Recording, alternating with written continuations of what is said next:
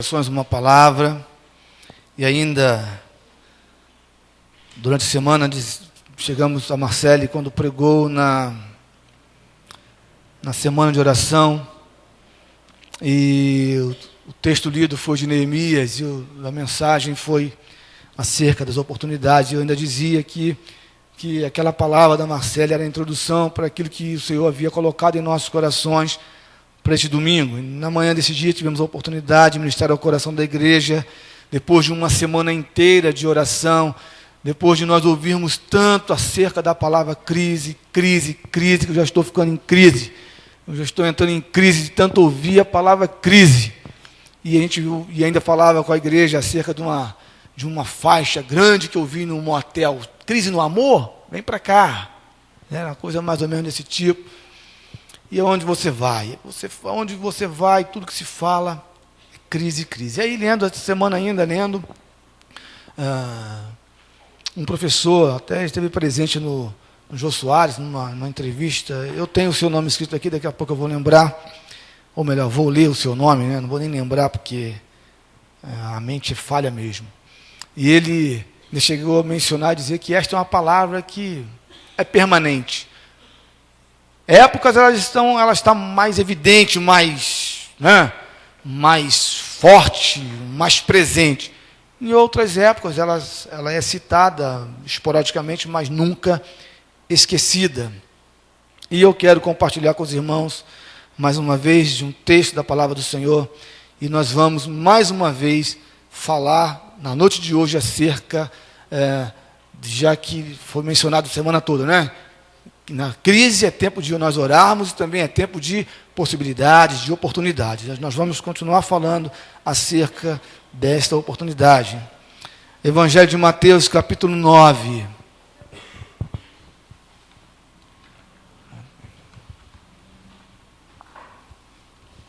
O texto é bem conhecido, do versículo 35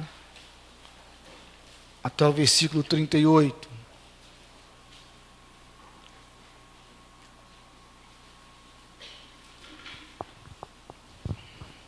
Assentados como os irmãos se encontram, acompanhem a leitura que farei. Evangelho de Mateus, capítulo 9, do 35 ao 38. E percorria Jesus todas as cidades e povoados, ensinando nas sinagogas, pregando o evangelho do reino e curando toda sorte de doenças e enfermidades. Vendo ele as multidões, compadeceu-se delas, porque estavam aflitas e exaustas, como ovelhas que não têm pastor. E então se dirigiu a seus discípulos: a seara, na verdade, é grande, mas os trabalhadores são poucos. Rogai, pois, ao Senhor da seara que mande trabalhadores para a sua seara. Tua palavra foi lida. Ó Espírito Santo de Deus, que da mesma forma como o Senhor iluminou a minha mente e o meu coração, eu peço que ilumine a mente e o coração da igreja, a fim de que possa receber esta porção da Tua palavra, no nome de Jesus Cristo. Amém. Irmãos, eu quero compartilhar com a igreja, dentro desse texto, sobre duas situações apenas, 2 pontos, 2 caminhos apenas. A gente de manhã falava ainda acerca das oportunidades, que em meio à crise, lemos o texto do cego de Jericó, que estava à margem da sociedade, e ele clamava por socorro, clamava por misericórdia. Falávamos com a igreja acerca daqueles que estão à margem da sociedade, daqueles que estão se sentindo ameaçados, muito mais do que muitos de nós, por esta crise que assola o nosso país, não somente o nosso país, como também o mundo. E aí, são muitos, não são poucos, os que estão realmente desesperados. Há um desespero tomando o coração de muitos. Toma o coração nosso, da igreja, que declara todos os dias que por esta vai passar de uma forma protegida, resguardado pelo Senhor da seara, pelo Senhor provedor. Mas a gente ainda sofre com isso. E aí O texto nos ensinava que Jesus, quando estava passando, aquele homem clamou, e o Senhor Jesus o ouviu. O Senhor Jesus o ouviu, o Senhor parou para atender a sua necessidade, a sua carência. A gente precisa compreender que em tempos de crise, de fato, são tempos de oportunidades. Há um universo de pessoas carentes, necessitadas, dependendo da ação da igreja, dependendo da igreja que vá ao seu encontro, que vá ao encontro às suas carências, das suas necessidades. Nós somos esta igreja. O texto que nós lemos aqui, queridos, é um texto fantástico. Esse texto fala que Jesus percorria as cidades e povoados, ensinando nas sinagogas, pregando o evangelho do reino e curando toda sorte de doenças e enfermidades. Vendo ele as multidões, compadeceu-se delas, porque estavam aflitas e exaustas, como ovelhas que não têm pastor. Irmãos, a exemplo do Senhor Jesus Cristo, nós como igreja precisamos estar atentos a isto. O Senhor Jesus Cristo saía a ensinar, a proclamar o reino de Deus. E ele, ao contemplar a multidão aflita e exausta, ele dela se compadecia. O Senhor Jesus olhava para aqueles que estavam carentes, como ovelhas que não têm pastor. Ele desta se compadecia. Ele não as via e não as contemplava sem ter o seu coração movido de uma paixão, de misericórdia por aqueles. Irmãos, a gente vive um sistema tão corrompido, um sistema tão que endurece os nossos corações de uma maneira que a gente não consegue, nós falávamos isso de manhã, a gente não consegue mais enxergar as pessoas que estão à nossa volta, dependendo de uma assistência, dependendo de um abraço, de um cuidado, de ser assistido de uma maneira mais eficaz. A gente olha essas pessoas, a gente como igreja, muitas vezes só pensamos em por estas orar. A igreja parece que não consegue fazer nada mais além do que por essas pessoas orar. A pessoa está sofrendo, está quase morrendo, ela está com fome, ela está exausta, ela está cansada, ela está desesperada. Eu olho para ela e digo: vou orar por você, querida. O Senhor Jesus, ele olha e se compadece, ele toca, ele abraça, ele acolhe, ele cura, ele restaura, ele transforma a sua sorte, ele muda a sua sorte. E nós, igreja do Senhor Jesus Cristo, como seus imitadores, devemos proceder da mesma maneira. Se verdadeiramente amamos o nosso próximo, devemos servi-lo. Devemos nos importar com todo o seu bem-estar. O bem-estar da sua alma, o bem-estar do seu corpo, o bem-estar da sua comunidade. Nós precisamos pensar nisto, queridos. Precisamos olhar para essa situação que nós estamos vivendo como, de fato, uma oportunidade de testemunharmos Jesus Cristo, de fazermos o que Ele fez, de enxergarmos como Ele enxergou, de ouvirmos como Ele ouvia, de assistirmos como Ele assistia.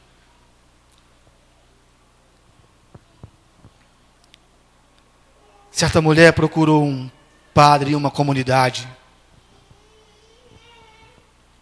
Ela o procurou e contou a ele a sua história. Uma história triste da vida que estava levando, da sua necessidade, da sua carência. Isso é uma história real. Digo que foi um padre, digo aqui porque na verdade ela procurou, foi um padre. E é um fato verídico. E aquele homem, então, abraçou-a e disse: a igreja vai orar por você. Aquela mulher foi embora e ela escreveu uma carta. E a sua carta diz assim: Eu estava faminta. E você formou um grupo humanitário para discutir a minha fome. Eu estava presa. E você saiu vagarosamente para a sua capela e orou pela minha libertação. Eu estava nua. E na sua mente, você discutiu a moralidade da minha aparência. Eu estava doente.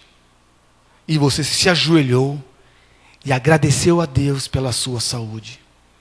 Eu estava desabrigada e você pregou para mim sobre o abrigo espiritual do amor de Deus.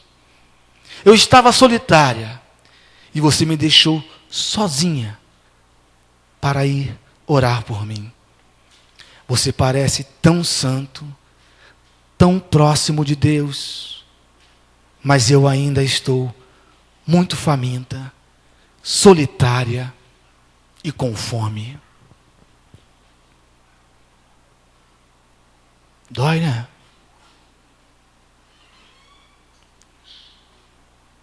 A história de uma mulher carente e necessitada.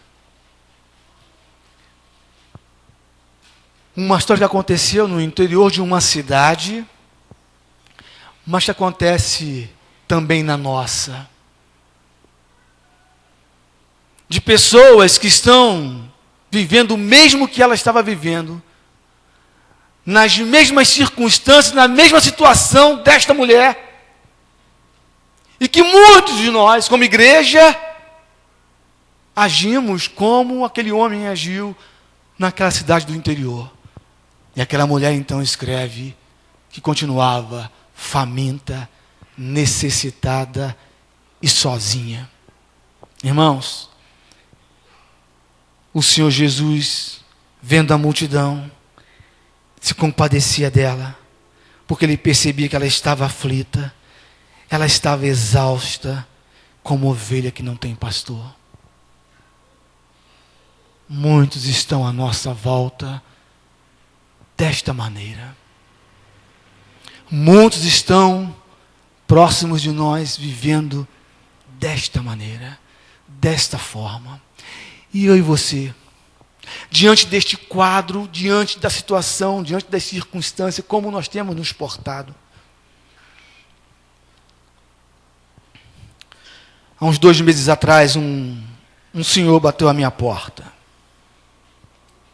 Me pediu dinheiro para comprar fralda para sua filha, dizendo para mim que não podia trabalhar porque sua esposa é excepcional e ele não poderia ter um emprego fixo. E aí, isso foi de manhã, eu falei assim, olha, eu não tenho dinheiro aqui agora.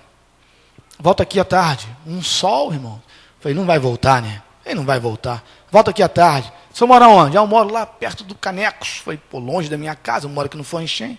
Ele não vai voltar, né? 5 e pouco da tarde, ele bateu lá em casa, eu acho que o João Vitor que o atendeu. Pai, veio um moço, e eu não estava em casa. Veio um moço aqui, falando que você mandou ele voltar, que você daria dinheiro a ele, para comprar fralda. Ele voltou. Eu falei, meu Deus, eu achei que ele não fosse voltar, e não é que ele voltou? Aí o Senhor me deu uma oportunidade de ver aquele homem novamente. Estava na UPA de Queimados com alguém, e eu vi a hora que ele passou junto com a sua esposa e o bebê. Falei, não estava mentindo. Fui ao seu encontro e dei um dinheiro para ele comprar fralda. O senhor lembra de mim? Não, lembro não, o senhor foi na minha casa e tal. 15 dias depois, esse homem bate ao meu portão novamente. Estou precisando de gás na minha casa, de bujão de gás. Bom, dar fralda para o gás já deu um... Você tem alguma coisa para eu fazer, um trabalho? Eu falei, entra aqui. Entra aqui em casa. Aí, vamos lá, vamos inventar uma coisa no quintal para ele limpar, ajudei a limpar. Tal, peguei um bujão cheio, um carrinho que não era meu, estava emprestado lá em casa, um carrinho de mão. Falei para ele assim, toma aqui. Depois que ele fez tudo, eu falei, toma aqui o bujão cheio, você vai levar esse bujão de gás cheio, leva no meu carrinho, era uma sexta-feira. Segunda-feira, por favor, você traga de volta o carrinho, porque o carrinho não é meu, e toma aqui mais um dinheiro para o senhor. Oh, Deus te abençoe. Bom, faz 2 meses, nem carrinho, e nem E nem um bujão vazio, nem um vasilhame. Acho que eu tomei uma volta. Semana passada, sexta-feira, sempre é sexta-feira, irmãos. Na sexta-feira da outra semana apareceu um outro no meu portão. Aí, estou desempregado. Tenho uma filha de 5 anos. Preciso de trabalhos. O cara é severino. Sou pintor, bombeiro hidráulico, eletricista, pedreiro. Falei, pô, senhor, tudo isso está desempregado. É a crise. Ele estava com a sacolinha de mercado, falou, você poderia me dar um dinheiro para comprar um cremogema para minha filha? Eu falei assim, te dou. Vamos aqui. Não preciso de trabalho. Eu falei, volta na segunda-feira, 8 horas da manhã aqui em casa, que eu vou ver o que eu posso fazer por você. Segunda-feira, 8 horas da manhã, eu estava lá em casa, eu falei, tem algum homem me chamando no portão? Então que você mandou ele vir aqui, ele apareceu lá. Foi agora. Ele veio, né? Levei ele no meu quintal, entra aí. Ele entrou. Tem uma área na minha casa, lá nos fundos, tá? Uma paredezinha feia. Eu falei, olha aí, o que o senhor faz por essa parede aí, para pintar essa parede? Aí ele olhou para mim, R$150 tá bom? Eu falei, para mim não. Para mim não. R$150 pode estar bom para você. Mas é o preço? É o que você está precisando? Ele é. Então você vai pintar a minha área por R$150. Vou? Falei, vai. Vou em casa buscar material. Vai lá. Ele foi buscar material, foi comprar tinta. Mas é uma lambança. Falei desde de manhã. Falei desde de manhã aqui para vocês. Né? Fez uma lambança. Uma lambança. Mas era uma área, tá lá, foi, tá bom. Aí eu fiquei pensando, cheguei para falar assim, ele está me irritando, tomara que ele não volte, porque ele ainda falou assim, amanhã eu volto e termino. Me pediu dinheiro na hora. Os 150 eu paguei antecipado, antes do serviço ser feito. Entendeu? A gente quando é bonzinho, ou bobinho, a gente faz isso. R$150 na mão dele, ele falou assim, mas eu volto. Contei a história do outro para ele. Falei, já tomei uma volta. Já tomei uma volta de um bujão de gás, tu vai me dar uma volta também? Não, vou te dar a volta não. Falei, tá bom então, meu irmão. Tá bom. Foi lá. Aí ele fez uma parte na segunda-feira, 4 horas da tarde ele foi embora. Beleza. Mas na hora dele ir embora, a Valéria tem um coração muito bom para arrumar comida para as pessoas. Esse dia ela arrumou um pratinho para a Luana, desse tamanho. Uma jantinha para a Luana. Comeu a Luana, a filha do Bruno, do Pedro, Vinícius e a Josi. Aí arrumou uma travessa para o menino, pedreiro. Ele comeu 1/4 daquela comida. E na hora de ir embora, pediu ao João Vitor uma sacola. Ele lançou toda a comida na sacola para levar para sua casa, para sua esposa e a sua filha poder degustar alguma coisa. Aí a gente sofre com isso, né? R$150. E aquele camarada, não é o serviço dele. Irmãos, eu não falo aqui para me ensoberbecer não, porque eu sou assim, esse é meu jeito. Na terça-feira ele não retornou, mas voltou na quarta, para continuar o serviço. E me falou, estou precisando de bujão de gás. Falei, meu Deus do céu, gás de novo não. Me pediu um bujão de gás. Falei, tá bom, irmão, eu tenho outro bujão cheio aqui. Vamos na minha varanda, uma varandinha pequenininha, quanto o senhor me cobra? 200. Falei, não, rapaz, não. O que você está precisando? Bujão de gás e cimento. Falei, tá bom, vou te dar o bujão de gás e o cimento. Comprei o bujão de gás e o cimento para ele. Fui até a sua casa para levar esse material. O bujão e o cimento. Dói o coração. A gente olha e consegue perceber a necessidade da pessoa só quando os nossos olhos de fato contemplam a sua carência e a sua necessidade. O serviço ficou muito ruim, o pai da Valéria Folé acertou hoje, graças a Deus, arrumou tudo para mim. Mas tivemos a oportunidade de assistir alguém, igual aquele rapaz. Tem muitos outros por aí, queridos, que estão morrendo de fome, que estão atrás de alguma coisa, que estão pensando em fazer alguma coisa, precisando ser assistido, ser tocado, ser ouvido. O Senhor Jesus, quando olhava para essas pessoas, Ele se compadecia delas. Nós as olhamos e nós as rejeitamos com aquelas inúmeras justificativas. Está assim porque é um sem vergonha, tem saúde, poderia estar trabalhando. E nós não mais ajudamos porque nós achamos que aquela pessoa não é digna da nossa ajuda. Já tomei uma volta uma vez, tomarei mais uma, tomarei 3. Eu quero tomar 50 voltas, irmãos. Mas não quero parar de assistir. Não quero parar de olhar e por essas pessoas me compadecer. Porque a hora que eu olhar para um pobre desse e não me compadecer dele, alguma coisa está errada dentro de mim. Eu quero tomar 3 voltas por semana, que seja. Mas não quero, eu peço a Deus para não deixar de me compadecer por estes. Eu não posso começar a olhar para este mundo como todo mundo olha. Eu não posso enxergar essas pessoas que carecem de auxílio, de abraço, como todo mundo as olha. Eu preciso olhar para cada uma dessas como o Senhor Jesus Cristo as olha e as olhou no passado. Com misericórdia, com compaixão, com amor. Como ele assim procedeu no texto que nós acabamos de ler.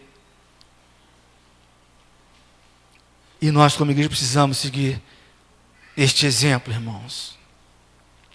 E o texto continua e fala o seguinte: então se dirigiu a seus discípulos e disse assim para eles: olha, a seara na verdade é grande, mas os trabalhadores são poucos. E aí eu fiquei pensando, nesse texto a gente fala muito sobre isto, a gente fala sobre o papel da igreja, a gente fala da crise, a gente fala das oportunidades, e a gente começa a pensar, e agora? Aí Jesus fala assim, depois que ele age, ele está pregando, está ensinando, visitando as sinagogas, visitando o povoado, ele está falando do reino de Deus para as pessoas, ele está se compadecendo das pessoas, ele está sendo misericordioso com as pessoas, ele está assistindo a todos, ele está curando, ele está oferecendo uma nova oportunidade, está oferecendo uma vida diferente, uma vida nova. É o que ele está fazendo. Aí ele olha para os discípulos e fala assim, olha só, a seara é muito grande, nossos trabalhadores são muito poucos, vamos rogar aos céus que mande trabalhadores para essa seara. A gente ouve muito isso na igreja acerca de que a seara é grande e poucos são os ceifeiros. Nós somos muitos ceifeiros. A gente até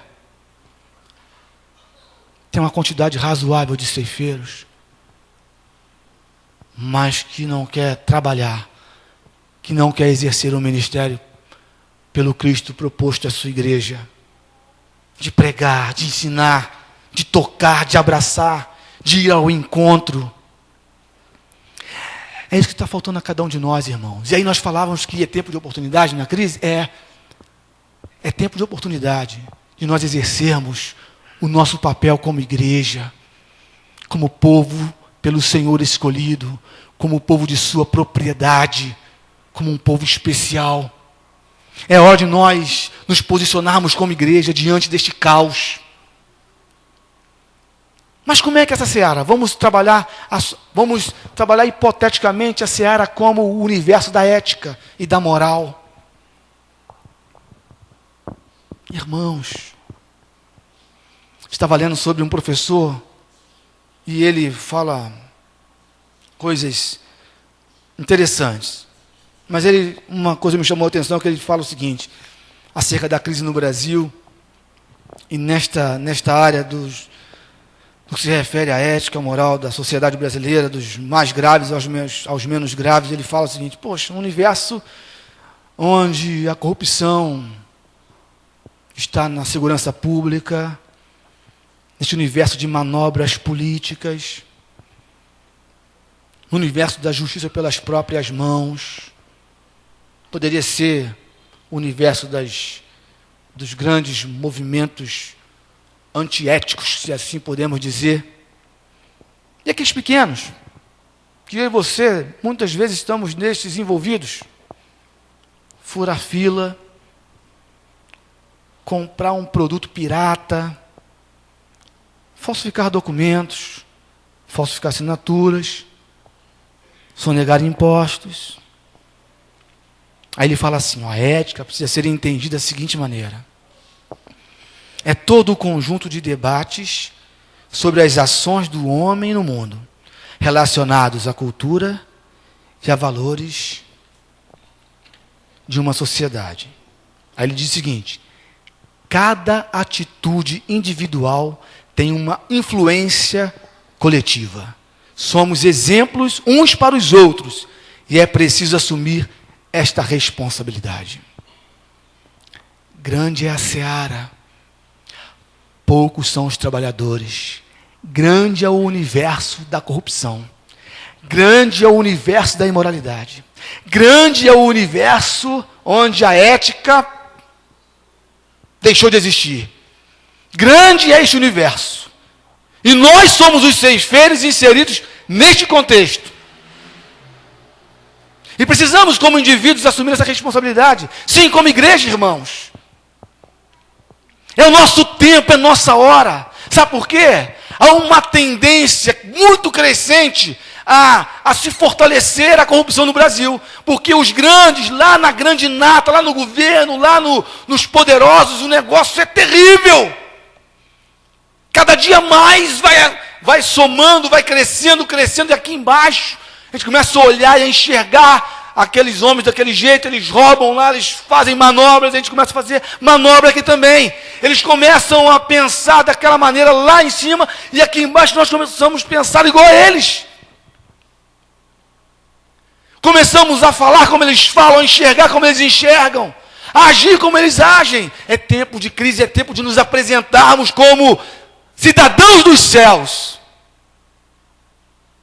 Em meio a este caos é preciso que nós, como igreja, nos posicionemos.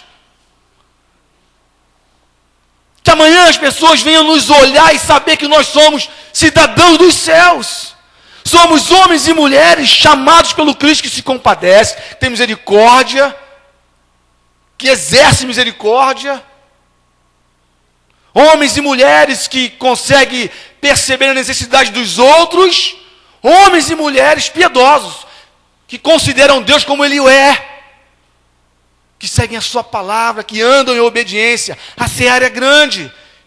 Nós somos os ceifeiros, que precisamos nos posicionar diante deste caos, nesse tempo de crise, nesse tempo de caos, quando eu e você se apresentar como cidadãos dos céus, como indivíduos que pertencem a um reino especial, o coletivo será atingido, irmãos.